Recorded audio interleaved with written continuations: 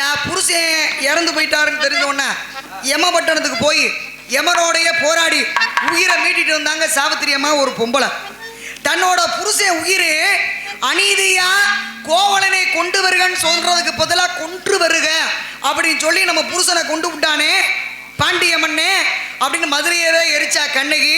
அவ ஒரு பொம்பளை. எந்த தொடையை தட்டி காமிச்சு என்னை உட்காருன்னு சொன்னையோ அந்த தொடையை கிழிச்சு அதுல இருந்து வர்ற ரத்தத்தை எடுத்து என் கூந்தல்ல தரவாம என் கூந்தலையே முடிய மாட்டேன் அப்படின்னு சபதம் போட்டா பாஞ்சாலி. அவ ஒரு பொம்பளை. யாராலையும் வறுத்து கொடுக்க முடியாத இரும்பு கடலைய வறுத்து கொடுத்தாங்க அனுசுயா தேவி அம்மா. அவங்க ஒரு பொம்பளை. எங்க சூரியன் உதிச்சா புருஷன் உயிர் போயிருமோ அப்படின்னு சொல்லி பூமியவே சுத்த விடாம சூரியனையே உதிக்க விடாம வச்சிருந்தாங்க சுந்தர பிராட்டி நலாயினி. அவங்க ஒரு பொம்பளை. அதாவது வேசை குலத்திலே பிறந்தாலும், வேசை குலம் தப்பா சொல்லல, வேசை குலத்திலே பிறந்தாலும் கோவலனை தவிர வேற யாரையும் தன்னுடைய மனசால கூட நினைக்காம இருந்தா மாதவி. அவளும் ஒரு பெண்ணு. தமிழ் கிழவி தமிழ் புலவின்ற பெயர் பெற்றாங்க அவ்வை மூதாட்டி.